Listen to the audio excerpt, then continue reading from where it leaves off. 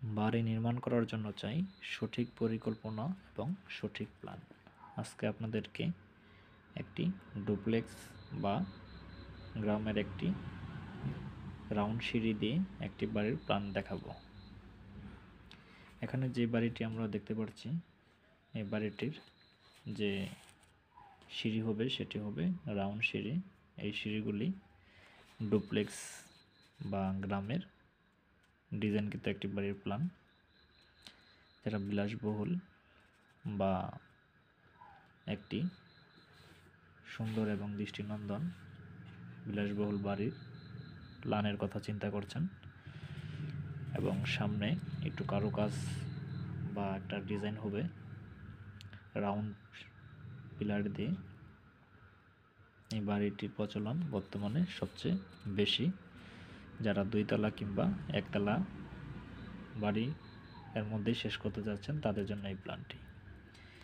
এখানে যে প্ল্যানগুলি আমরা দিয়েছি, প্রত্যেকটি রুমের সাইজ হবে 12 ফিট বাই 12 ফিট, 4টি বেডরুম, 2টি কিচেন, একটি অ্যাটাচড বাথরুম, এই পাশে একটি অ্যাটাচড বাথরুম, 2টি কিচেন, বলতে গেলে 2 ইউনিটের বাড়ির মতোই এই প্ল্যানটি করা হয়েছে।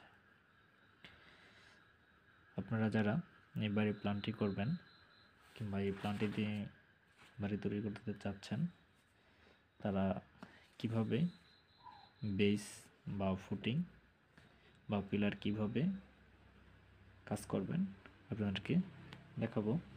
এখানে আমরা যে বেসটি তৈরি করেছি এর মাটি কাটতে হবে 5 ফিট এবং বেসের যে সাইজ রয়েছে সেটি হবে 5 ফিট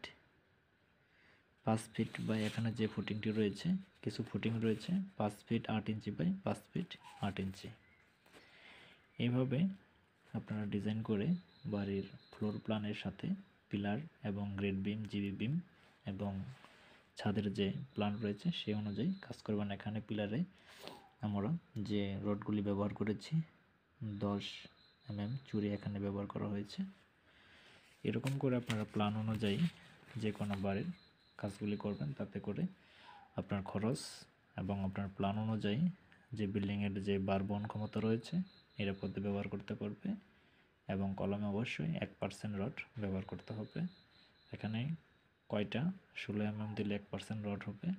1%-এর নিচে কলাম ডিজাইন করবেন না, না জেনে আপনারা এই কাজগুলি করবেন না, তাতে করে আপনার পিলার বা কলাম লোড নিতে ব্যর্থ হবে।